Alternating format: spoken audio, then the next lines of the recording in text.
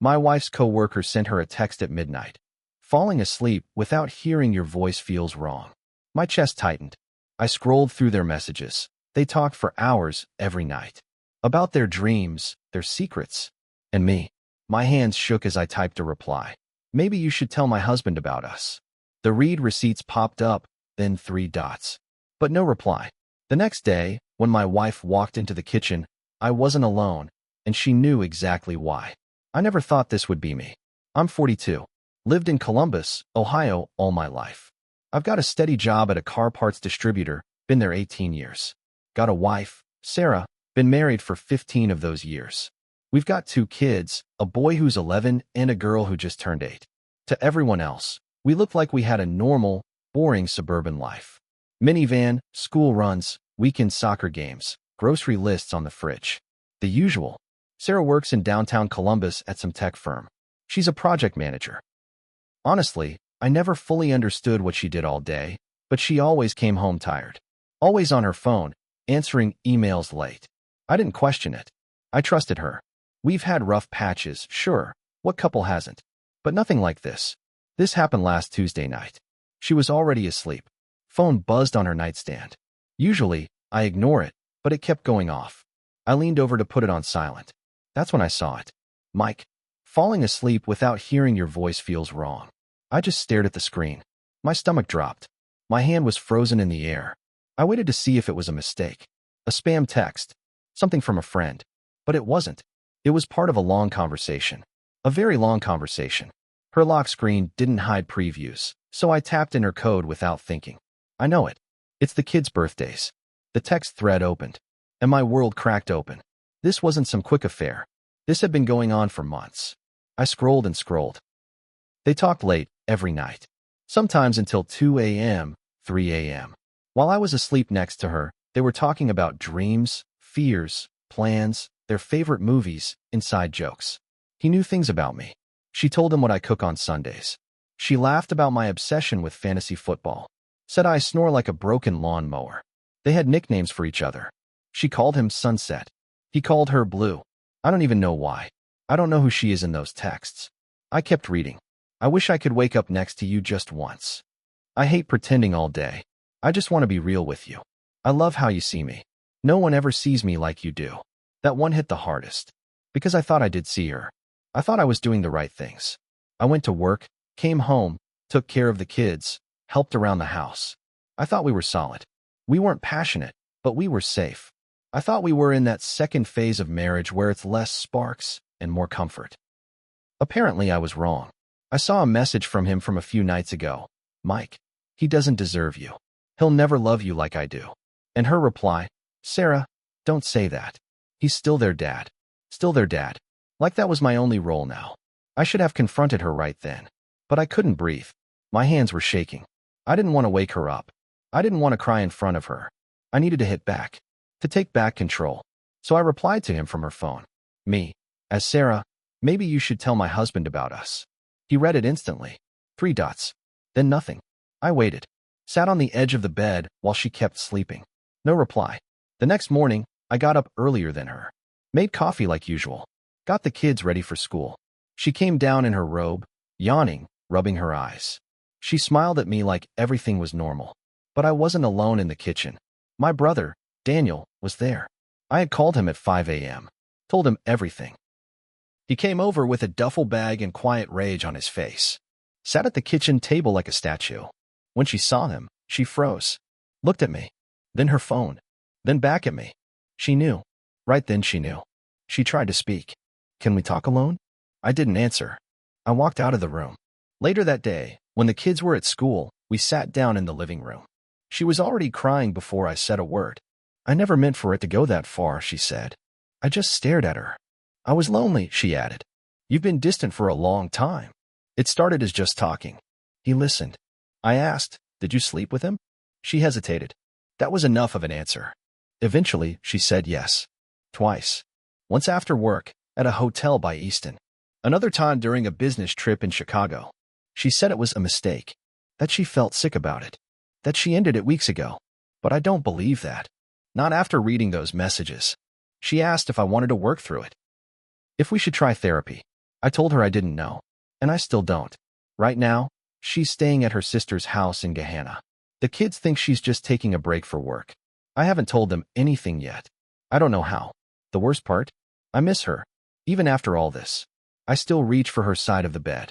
I still check my phone hoping it's her saying she made a mistake, that it was all a bad dream. But it's not a dream. It's my life now, and I have no idea what comes next. That week dragged like a wet blanket over my life. I couldn't eat, couldn't sleep. The house felt wrong without her. The kids kept asking when she was coming back. I just said, Mom needs time to rest from work, which sounded pathetic the second it left my mouth. The silence was louder than anything. By Thursday night, I finally worked up the nerve to call Mike. I got his number from her contact list, saved under Michael T., but his messages were signed Mike. I dialed, hands shaking again. My heart beating so hard I thought it might crack my ribs. He picked up after 2 rings. Sounded groggy, probably wasn't expecting a call at 10 p.m. Hello? It's Sarah's husband. Silence. I waited. I wasn't sure what I was expecting, an apology? An excuse? But all he said was, I figured. That pissed me off more than anything. You figured? You're F*** ing my wife, and you figured I'd just call and what congratulate you.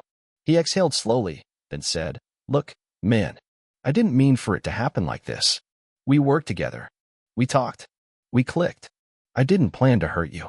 That's when the twist hit. He said, She told me you guys were basically over. She made it sound like you were co-parenting under the same roof. That froze me. What? She said you hadn't touched her in over a year. That you weren't in love anymore. That she tried talking to you, but you shut her out. I didn't even know how to respond. Was that how she saw it?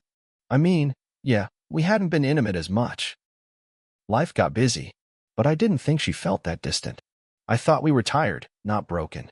I told him, that doesn't give you the right. He agreed, quietly. I broke it off, he said. A month ago, when she told me she wasn't leaving you. I didn't want to be the other guy anymore. So that was another twist. She ended it before I found the messages? Why the hell was she still texting him if she ended it? I hung up without saying goodbye. The next morning, I asked Sarah to come by. She showed up in a hoodie and no makeup, looking smaller somehow, like she was trying to disappear. We sat outside on the porch. I didn't want the kids hearing. I talked to Mike, I said. Her eyes widened a little, then looked down. He said you told him we were basically done. She didn't deny it. I was angry, she said. I felt invisible. I needed something to make me feel alive again. That line hit me like a punch to the chest. Alive? Did I make her feel dead? I asked, why keep texting him if it was over? She looked straight at me. Because I didn't want to be the villain. That stunned me. I knew I hurt you. I didn't want to be the one to leave first. I wanted, I don't know, to feel like he was still there in case everything fell apart. I didn't know whether to scream or cry. She was basically keeping him on a leash. Just in case. And the worst part? I got it. Not because it was right, but because I'd been doing the same thing emotionally. Sitting in limbo. Not letting go. Still wanting to believe maybe we could come back from this. Here's where it got even messier. That Sunday, I took the kids to my mom's so I could clear my head. When I got home that night, Sarah's car was in the driveway. I walked in, expecting her to be waiting.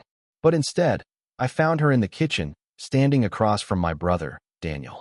Their voices were low, tense. I couldn't hear the full conversation, but I caught this. You said you wouldn't tell him. She said. I didn't. But he deserves to know, Daniel replied. Not from you. What choice did you leave me? They both froze when I stepped in.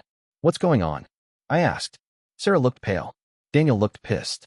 She shook her head, tears already forming. It's not what you think. That phrase. God, if I had $1 for every time I've heard that cliche in the last 2 weeks. Daniel sighed. I was going to tell you eventually. Tell me what? He looked straight at me. She came to me 6 months ago. Said she didn't know if she wanted to stay married. Asked if I thought you'd be okay. I blinked. What? She was scared to tell you. I told her she needed to. That it wasn't fair. But then she said it wasn't about you. Then what the hell was it about? Sarah whispered. I was in love with someone else before Mike. I froze. Daniel closed his eyes, jaw tight. I put it together. My stomach dropped. You? Sarah didn't answer. Daniel did. It wasn't like that. She was confused. I would never. I stepped back. My whole body was numb. I felt like I was falling. This wasn't just about her cheating. This was about me living in a damn house of cards. And I had no clue how many more were going to fall. I stood there, just staring at them both. Daniel looked like he wanted to disappear. Sarah had tears streaming down her face now. But I wasn't interested in tears. I was interested in the truth. The whole truth. No more half-explained timelines. No more, it wasn't like that. You need to tell me everything right now, I said. Sarah swallowed hard. It was never physical with your brother. Ever. But I was in a really dark place last year. I felt like you didn't see me anymore. That again. I felt like I was just a mom, just a wife, just background noise in my own life, she said, voice shaking. Daniel came over a lot. Helped with the yard, fixed the sink, played with the kids when you were working weekends. And I just started to rely on him emotionally. I turned to Daniel. Did you feel the same? He shook his head quickly. I didn't see it that way at first. I thought I was just helping out. You've always been like a brother to me, man. Not like you were my brother. I know. And I didn't want any part of this. When she opened up about feeling lost, I told her she needed to talk to you. I begged her not to go down that path. Sarah interrupted. But I didn't listen. I kept talking to him. Even when I started talking to Mike, I don't know. I needed someone to catch me if I fell. You had me, I said, louder than I meant to. You had me. I was right there. I didn't feel like I did. That hurt the most. That somewhere along the way, she just stopped feeling like I was her person. I sat down, couldn't hold myself up anymore. My head was spinning. My life felt like a bad soap opera. Cheating. Emotional affairs. My brother in the middle. But the worst twist came next. Sarah wiped her face. There's more. I laughed, bitterly. Of course there is. She looked me dead in the eye. Mike came to see me 2 weeks ago. In person. At work. I froze. What? I didn't tell you because I didn't want to make it worse. He showed up unannounced. Said he still loved me. Said he'd been waiting for me to leave you. Did you tell him to leave? She nodded. Slowly. I told him I wasn't leaving you. That I wanted to fix things with you. That I made a mistake. And that was 2 weeks ago? Yes. Then why the hell were you still texting him 4 days ago at midnight? Silence. I didn't want to hurt his feelings, she said. I couldn't even respond. She risked everything. Our marriage. Our kids' peace. My trust. My sanity.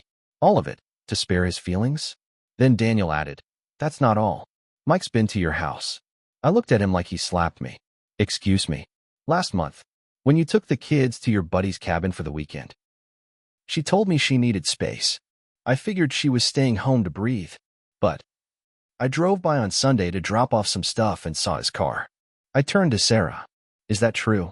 She looked like she was going to faint. Yes. My throat closed. And the kids? They were with you. No one saw him. It was just a few hours. We talked. That's it. I stared at the wall, heart racing.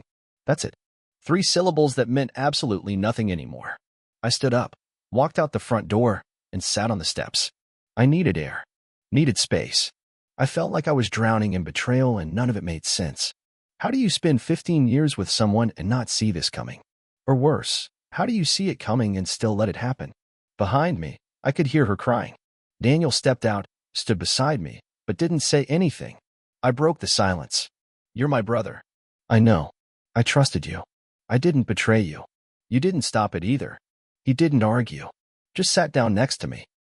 We sat there in silence for a while. Eventually, I said, I don't think I even know her anymore.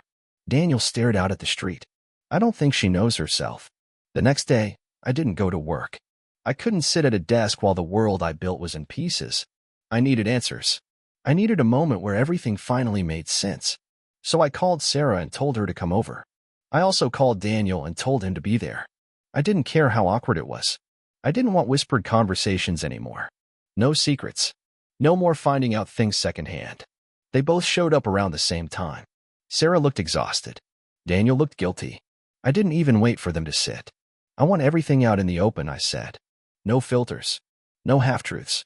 No crying your way out of it. I want the whole damn story, and I want it now. Sarah sat down slowly, hands in her lap. I'll go first. Daniel stayed standing, arms crossed. Sarah took a breath and started. I started feeling lost about 2 years ago, around when I got that promotion. You were proud of me, but I felt alone. You were working weekends, nights. You stopped noticing things. I don't blame you. Life was hard. But I started talking to Daniel more. He'd come by, he helped. He asked how I was doing when no one else did. Daniel added quietly, I didn't see it coming either. Sarah continued, it never turned physical. But emotionally? I leaned on him more than I should have. I knew I was crossing lines, and I ignored it. She paused. Her voice cracked. Then Mike came along. He was new at work. Confident. Flirty. It felt good. It felt like I mattered again. And I made the worst choices of my life. She looked at me. I betrayed you. I know that. I'll never stop knowing that. Daniel said, I should have walked away the second I saw how close she was getting. But I didn't. I thought I could manage it. Thought I could be a friend and nothing more. But I see now how stupid that was. The room fell into silence. And then I said something I hadn't planned. I want the kids to know. Not everything, but enough. They deserve some kind of truth. Sarah shook her head, panicked. They're too young, not for lies. I cut in. They're already picking up on the tension. They know something's broken. Daniel asked, do you want me to talk to them? I shook my head. You've done enough. That was the crack. The moment it all exploded. Sarah stood up fast. Don't talk to him like that. He's trying to help. I turned to her. Help? He was standing in our kitchen while you were hiding texts from me. He knew about Mike showing up at the house. That's not help. That's betrayal. She shouted back. So what? You want me to grovel? You want me to fall at your feet and beg? I already said I was wrong. I said I'm sorry. I stepped closer. You don't get to decide what sorry looks like. You broke 15 years of trust. You don't just get a do-over. She was shaking now. You want to punish me forever? Fine. But don't pretend like you were perfect. You checked out a long time ago. I didn't yell back. I just said the truth. I never stopped loving you. She stopped. Like the words hit her physically. I never stopped seeing you as my wife. I just didn't realize you'd already stopped being my partner. She sat back down and cried. Not soft, quiet tears, the kind that hurt. The kind that rack your whole body. Daniel quietly got up and left. Didn't say anything. Just walked out the door. Later that day, I told the kids their mom was going to be living somewhere else for a while. They asked if we were getting divorced. I said, not yet. We're trying to figure things out. That was 3 weeks ago. Since then, we've started couples therapy. We're not living together. The kids go back and forth. Some days are okay. Some days I wake up angry for no reason. Some nights I can't sleep because I keep seeing that midnight text over and over. Mike? He quit the job. Transferred out of state. I heard from one of Sarah's coworkers he's engaged now. Just like that. Daniel and I haven't spoken since that day. Mom says he's been staying at a buddy's place in Hilliard. I don't know if we'll come back from this. I'm not sure I even want it yet. As for Sarah, I still love her. That's the worst part. I love her, and I hate what she did. Both things are true at the same time. Therapy hasn't fixed anything yet, but it started conversations we never had before. Honest ones. Angry ones. Ones where we finally say the quiet parts out loud. I don't know where this story ends. Maybe we rebuild. Maybe we split. But I know this. I'm not the same man I was a month ago. And she's not the same woman. And maybe that's the point. We spent too long pretending everything was fine instead of actually talking. Now, there's nothing left to pretend. If you made it this far, thanks for reading. I'm still figuring out what comes next. But for the first time in a long time, at least I'm facing it with open eyes.